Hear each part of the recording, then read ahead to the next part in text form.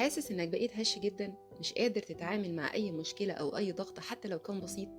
حاسس إنك بتتنرفز بسرعة جدا من أتفه الأسباب. حاسس إنك مش طايق حد حواليك. حاسس كمان بأعراض كتيرة في جسمك ما انتش عارف مصدرها ايه، وكل ما تروح لدكتور يقولك انت زي الفل ما عندكش أي حاجة، انت بس عندك مشكلة نفسية أو عندك ضغط نفسي.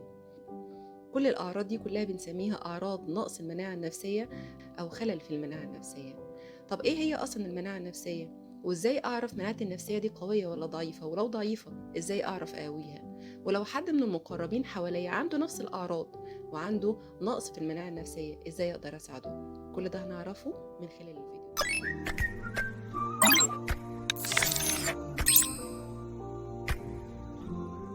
كلنا معرضين بالإصابة أو العدوى بأي ميكروب أو فيروس كل يوم، وده بيسبب مشاكل صحية أكيد. اللي بيحمينا من كل ده بشكل كبير جدا هي المناعة الجسدية. بتقل امتى؟ لما بناكلش اكل صحي، ما بنلعبش رياضة، ما بناخدش احتياطات وقائية من اي حد مصاب جنبنا او حوالينا. وزي ما الجسد له مناعة، النفس كمان له مناعة. المناعة النفسية هي اللي بتحمينا من العدوى بأي أفكار سلبية أو أي أضرار ممكن يحصل لنا نتيجة تعاملنا الغلط مع الضغوط والصدمات اللي بنتعرض ليها. المناعة النفسية كمان هي القدرة والثبات اللي بتتكون جوانا في مواجهتنا للضغوط دي، وإن احنا نتجاوزها من غير ما ندخل في مود اكتئاب أو حزن شديد. طب إيه علاقة المناعة الجسدية بالمناعة النفسية؟ أقولك، الأبحاث والدراسات أكدت إن كل ما كانت المناعة النفسية للجسم قوية قلت حدوث الأمراض النفسية، وكل ما قلت الأمراض النفسية قلت حدوث الأمراض العضوية. يعني كتير من الأمراض النفسية بتؤدي إلى أمراض عضوية، وكتير من الأمراض العضوية سببها أصلا أمراض نفسية. الأعراض دي كلها بتسمى أعراض نفس جسدية، يعني مصدرها مشاكل نفسية ولكن بتظهر على شكل أعراض جسدية.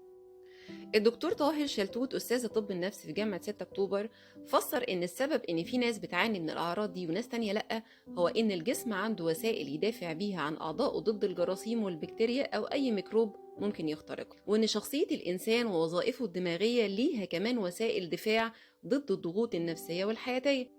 لو الإنسان قدر يستخدم الوسائل دي بشكل صح وسليم علشان يقدر يواجه أي أزمات، هيكون سليم بدنيا ونفسيا. لما بيحصل لنا مشكلة وبنسيبها تكبر من غير ما نحلها حلول سليمة أو من غير ما نواجهها، المشكلة دي بتكبر جدا.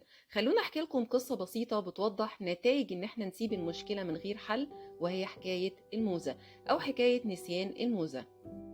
شخص بيحكي إنه لما كان طفل في مرة وهو رايح المدرسة، مامته ادت له موزة علشان ياكلها في المدرسة، فخدها وحطها في جيب الشنطة بتاعته وراح مدرسته. ولما جه وقت البريك جه يفتح الشنطة علشان يطلع الموزة وياكلها، لقاها بايظة كده ومهرية وخلاص ما ينفعش ان هي تتاكل. قال خلاص هسيبها في الشنطة ولما ارجع البيت ابقى اشيلها من الشنطة وارميها. لكن لما رجع نساها بسبب ان اليوم ده كان اجازته بقى الاسبوعية، انشغل بقى في اللعب، انشغل مع اهله، ايا كان السبب ايه.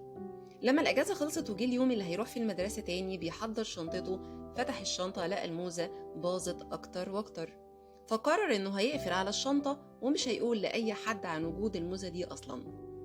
وفضلت الموزة موجودة في الشنطة لفترة كبيرة من الوقت لحد ما نسى وجودها أصلا في الشنطة.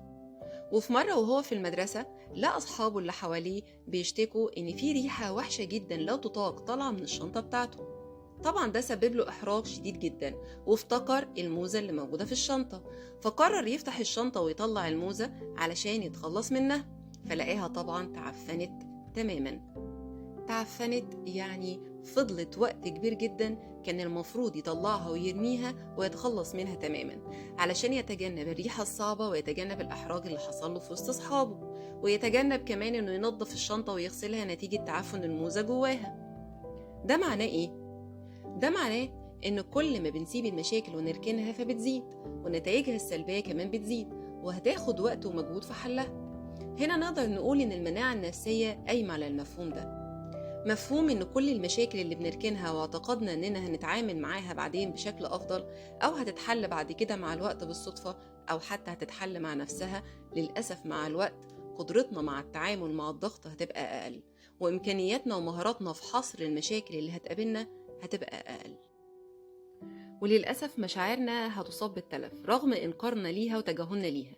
المشكلة الحقيقية إن عقلنا الحاضر نسى وتجاهل المشكلة بكل أركانها وأسبابها، ولكن عقلنا الباطن اللا إرادي بياخد كل المشاكل دي كلها ويخزنها تحت مسمى الكبت. وهنا هتبدأ تتعامل كأن مفيش أي حاجة حصلت، زي الموزة اللي سبناها في الشنطة ونسيناها لحد ما تعفنت تدريجيا. تعرف منين إن مناعتك النفسية ضعيفة أو الشخص اللي قصادك ده عنده نقص في المناعة النفسية؟ أنا أقولك، الشخص اللي عنده مناعة نفسية ضعيفة بتلاقي إن أتفه شخص حواليه بيسيب فيه أكبر أثر.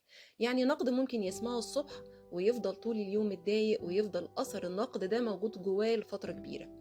بتلاقي إن أصغر موقف بيوقعه أكبر وقعة، وإن أقل حاجة بيأثر فيه أكبر مدة.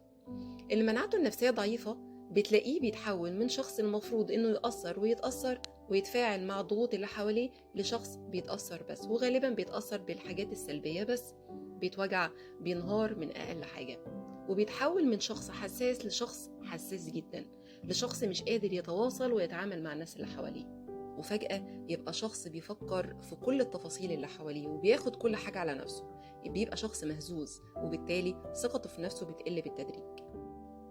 اللي مناعته بقى النفسية قوية وسليمة بيبقى عنده طرق تفكير ومعتقدات كتيرة جدا بيبص بيها على المشاكل الصغيرة والكبيرة. عنده طرق تفكير بتخليه يفسر الأمور بطريقة ما تهدوش. اللي مناعته النفسية قوية بيبقى عنده القدرة على التخيلات الإيجابية، بيعرف يتعافى ذاتيا. لما يبقى عنده هدف أو مشروع عاوز يحققه بيقعد يتخيل إنه وصل للهدف ده، وكمان بيتخيل إنه بيحضر تكريم لنفسه على نجاحه وتفوقه. التخيلات الإيجابية دي بتخليه يقوم ويكمل، بيبقى من جواه نفسه قوية. لما بيتجرح من أي شخص أو أي موقف بيفكر أفكار تعمل له حالة من التعافي الذاتي، ما بيعتمدش إن حد هو اللي يقومه، أو ما بيعتمدش على تشجيع ومساعدة من الناس اللي حواليه بنسبة كبيرة. إزاي تقوي المناعة النفسية بتاعتك؟ تعال أقولك، النفس ملكك انت بس، ملهاش غيرك. انك تعرف تدير نفسك وتحافظ على هدوءها واستقرارها حاجة مهمة جدا، وعلشان توصل لده محتاج تدرب نفسك على خطوات كتيرة. كلنا بنتعرض لنفس الأزمات ونفس المشاكل، لكن استجابتنا للمشاكل دي بتختلف من شخص للتاني. اللي بيخلي الاختلاف ده موجود هي طريقة تفكيرنا وتدريبنا على نفسنا في استقبال الصدمات والأزمات دي. وطول ما انت بتدرب نفسك على الخطوات اللي هقولك عليها دلوقتي هتقدر تقوي جهاز المناعة عندك، وهو ده زي ما احنا قلنا في البداية خط الدفاع اللي هيحميك من الأفكار السلبية وأضرار التعامل الغلط مع الضغوط، أو على الأقل هيخلي تأثيرها عليك قليل. أول حاجة لازم تعملها إنك تكون راضي عن نفسك، عن حياتك، ما تقارنش نفسك بغيرك. خليك واثق في نفسك وفي قدراتك مهما كانت، وما تتأثرش بكلام حد حواليك إلا لو كان إيجابي. استمد قوتك وقيمتك من أفكارك، وما تعتمدش إنك تستمدها من اللي حواليك. خليك حريص على وجود أصدقاء وأشخاص إيجابيين في حياتك اللي بيشجعوك ويحفزوك علشان تنجح في حياتك مهما كانت أهدافك أو خطواتك صغيرة أو بسيطة. ابعد عن الناس السلبيين اللي بيحسسوك دايما إن أهدافك وخطواتك حتى لو كانت صغيرة حاجات ملهاش أي قيمة. ابعد عن الأخبار السلبية وأي مصدر للطاقة السلبية على قد ما تقدر.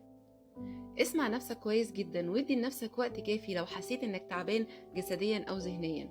ما تفكرش في اي حاجة فاتت، اتخلص من الماضي تماما. خد من الماضي دروس اتعلمتها واستفدت من تجربتها، وارمي الباقي كله ورا ظهرك. درب نفسك على الثبات الانفعالي وتحكم في ردود افعالك، هتلاقي نفسك بتعرف تتحكم في توترك وقلقك، لان القلق بيخليك تشوف المشكلة الصغيرة ضخمة جدا. خلي دايما سقف توقعاتك منخفض، خليك دايما مستعد لكل الاحتمالات، يعني فكر بواقعية. خليك مرن وهادي في تفكيرك، ابتكر حلول بديلة للمشاكل. سامح غيرك وتخلص من أي مشاعر كره أو حقد ممكن يسيطروا عليك، لأن دي برضو طبيعتنا، النفس أمارة بالسوء، لأنها هتنعكس عليك بالسلب وهتخليك تحس دايما بالقلق والاضطراب. خليك شخص متفائل وتوقع الخير دايما، خلي تفكيرك دايما إيجابي، خلي بالك من كل فكر هتكونه في ذهنك، لأن العقل الباطن بيتبنى أفكارنا وبيترجمها لأفعال. ابعد عن التوتر قدر المستطاع، لأن التوتر عدو المناعة النفسية الجيدة والسليمة، والتوتر صديق المناعة الضعيفة، وبالتالي هينعكس على مناعة جسمك. دخلت في مرحلة في حياتك أو مشروع أو علاقة فشلت فيها؟ ما تخليش ده يأثر عليك بالسلب. تقبل فشلك وأخطائك وركز في الدروس اللي انت استفدت منها في كل مرحلة انت فشلت فيها، وتقبل السيء من الأحداث. هي دي طبيعة الحياة. النهاردة كان يوم وحش، بس أكيد قبل كده كان في أيام حلوة. امبارح كان مكسب، النهاردة خسارة، مفيش مشكلة. اتعلم من خسارتك واعرف ايه هي أسبابها علشان ما تكررهاش تاني. كل التجارب السلبية اللي انت مريت بيها استفيد منها، خليها درس ليك تتعلم منه. حولها من تجارب سلبية لخبرات تتراكم جوه عقلك، وخليها اختبار لصبرك وتوازنك النفسي. من حقك تكون سعيد. الحياة قصيرة جدا وانت مسؤول عن سعادتك مهما كانت ظروفك. بإيديك تصنع السعادة لنفسك وتبني مناعة نفسية قوية تواجه بيها صعوبات الحياة بالرضا والتفاؤل والثقة بالنفس وتقبل تقلبات الحياة، لأن هي دي طبيعة الحياة. وعدم الاستسلام والهزيمة، وإنك تواجه الضغوط والأزمات دي وإنك تعديها بكل قوة جواك. إنك تقوم بعد كل وقعة وما تقولش أنا تعبت ما كنتش قادر. شكرا ليكم وأتمنى أكون أفدتكم. سلام.